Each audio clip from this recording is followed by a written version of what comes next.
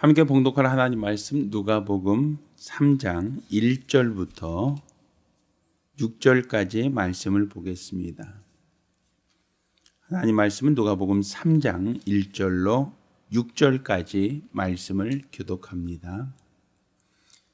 디베로 가이사가 위에 있은 지 15대 곧 본디오 빌라도가 유대 총독으로 헤롯이 갈릴리의 분봉왕으로 그 동생 빌립이 이두레와 드로고닛 지방의 분봉왕으로 루사니아와 아빌레네의 분봉왕으로 안네스와 가야바가 대제사장으로 있을 때에 하나님의 말씀이 빈들에서 사가랴의 아들 요한에게 임한지라. 요한이 요단강 부분 근처에 와서 죄 사함을 얻게 하는 회개의 침례를 전파하니 선지자 이사의 책에 쓴 바 광야에 외친 자의 소리가 있어 가로되 너희는 주의 길을 예비하라. 그의 첩경을 평탄케 하라. 모든 골짜기가 메워지고 모든 산과 작은 산이 낮아지고 굽은 것이 곧아지고 험한 길이 평탄하여질 것이요 모든 육체가 하나님의 구원하심을 보리라 함과 같으니라. 아멘. 할렐루야. 할렐루야.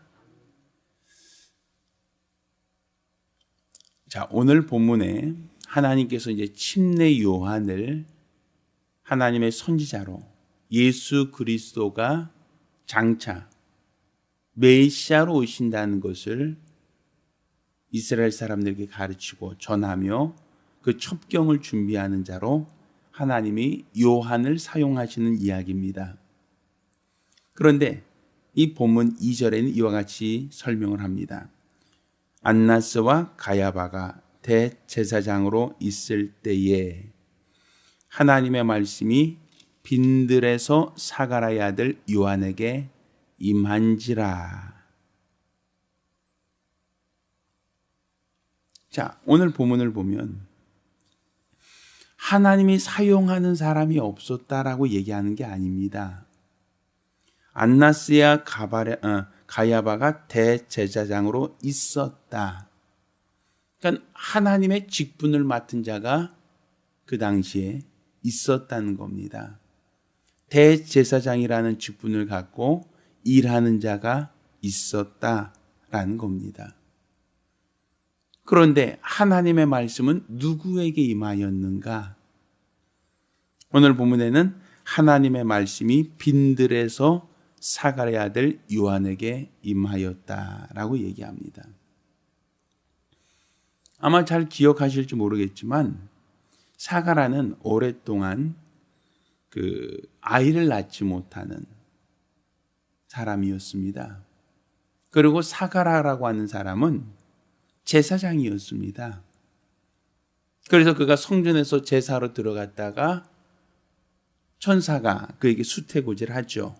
너에게 아들이 있을 것이다 라고 하고 그 말을 믿지 못했을 때 그 아이를 낳을 때까지 네가 말을 못할 것이다 라고 했던 말씀이 있을 겁니다. 거기서 보면 사가랴 역시도 제사장 직분을 갖고 있던 레위 지파라고 얘기할 수 있을 겁니다. 그런데 그 당시 제사장이 있었다라고 얘기한다면 하나님이 이미 기름 부어 사용하시는 직분자가 있었다라는 얘기입니다. 그런데 하나님이 누구를 사용하셨는가? 오늘 본문에는 광야에서 빈들에 있는 사가랴의 아들 요한에게 하나님 말씀이 임한지라. 결국 하나님이 요한을 쓰셨다라는 얘기인데 요한을 어떻게 쓰셨느냐? 하나님 말씀이 그에게 임하였다라는 것으로. 그게 하나님이 그 사람을 부르시고 그 사람을 사용하시는 이야기란 말입니다. 또 우리가 하나님 말씀을 들었다라고 하는 것. 오늘 새벽 기도에도 우리는 하나님 말씀을 듣고 있습니다. 어저께 우린 주일에도 우린 주일 설교를 들었습니다. 근데 우리는 설교 들었어 라고 얘기합니다. 예배 드렸어 라고 얘기합니다. 그런데 하나님 말씀을 들었는데 주의를 하지 않는단 말이죠. 하나님 말씀을 들었는데 듣기만 했을 뿐이지 그것이 나로 일하게 하지 않는다. 그렇다면 하나님이 그를 무엇으로 부르셨는가? 하나님의 말씀이 사가랴의 아들 요한에게 임한지라. 곧 하나님의 말씀이 내게 들려진 것이 하나님이 나를 사용하시는 것인데, 그런데 우리는 매 주일 또 매일 새벽마다 하나님 말씀을 듣고 있고 하나님 말씀을 우리가 경청하고 있습니다만 과연 우리가 하나님께 붙들려 주의를 하고 있느냐는 거예요. 그 당시에 직분자들이 있었습니다. 제사장들이 있었습니다. 하나님이 기름 부어 사용하시는 성직자가 있었습니다. 그런데 하나님의 말씀은 빈들에 있는 사가랴의 아들 요한에게 임하였다. 하나님의 말씀이 임하자 요한은 그 시부터 그는 회개하라 천국이 가까웠다라고 전파하며 장차 그리스도 예수가 오실 때까지 선지자로서의 사명을 감당하지 않았습니까? 하나님이 쓰신다는 것은 이처럼 하나님의 말씀이 내게 들려왔을 때에 그 말씀에 순복하여 그 말씀대로 가르치고 그 말씀대로 행하는 자가 하나님이 쓰시는 사람입니다. 단지 기름 부었다, 지금까지 했던 것처럼 성전에서 제사장의 직무를 감당한다, 물론 그것도 하나님이 쓰시는 사람들인 것이 맞습니다. 그런데 하나님께서는 성전에서 제사장이 있음에도 불구하고 그에게 말씀하지 아니하시고 빈들에 있는 사가랴의 아들 요한에게 하나님 말씀이 전파되었고, 요한은 그 말씀을 듣자 그는 광에서 외치는 자의 소리가 되었고, 하나님 말씀대로 그 말씀에 순종하여 침례를 주며 장차 오실 일을 기다린단 말입니다.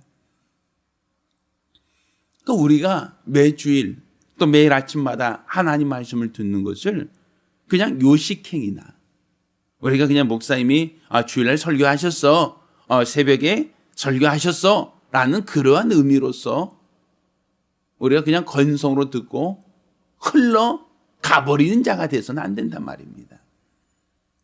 그 말씀이 내게 들어왔으면, 그 말씀이 내게 들려졌으면 이제 내가 그 말씀에 순종해서 행해야 한다는 것이죠. 그 말씀대로 복종하여 우리 주의 뜻대로 일해야 된다는 겁니다. 이게 바로 하나님이 쓰시는 사람입니다.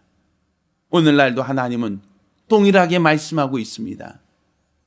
동일하게 하나님 말씀하지만 사람들은 그 말씀을 듣기만 할 뿐 움직이지 않고, 그 말씀을 듣긴 할 뿐 그 말씀대로 살지 않는다면 우리 하나님께 귀에서 직분을 맡았다고 하여 그가 하나님이 쓰시는 사람이겠는가? 우리가 매일 듣는, 또 매주 듣는 이런 설교들이 바로 나를 부르시고 나를 사용하시고자 하는 주의 음성으로 들을 수 있어야 됩니다.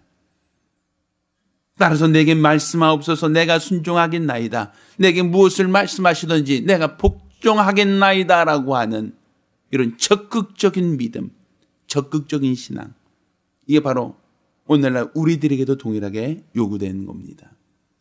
따라서 우리는 항상 주께서 내게 말씀하시면 내가 순종하겠나이다, 말씀하시면 그 말씀대로 복종하겠나이다, 이런 믿음의 각오와 결단 갖기를 예수 이름으로 축원합니다. 기도합니다. 우리가 같이 기도하실 때, 주여, 우리가 매일 새벽마다 주의 말씀을 듣습니다. 또 매일 주일마다, 또 주중에도 몇 번씩이나 우리는 하나님의 말씀을 듣습니다. 우리에게 하나님이 말씀하시지만 과연 내가 그 말씀대로 살고 있는가? 내게 말씀하시지만 우린 과연 그 말씀에 복종하고 있는가? 주여, 우리 연약한 몸을 불쌍히 여기시고, 침례 요한이 말씀이 임하자, 말씀이 들려지자 그가 광야 외친 자의 소리가 되어 주의를 감당했던 것처럼 나도 내게 명하신 주의 말씀을 듣고 순종할 수 있는 귀한 사명자가 될 수 있게 달라고 간절히 사모하며 한 목소리로 기도합니다.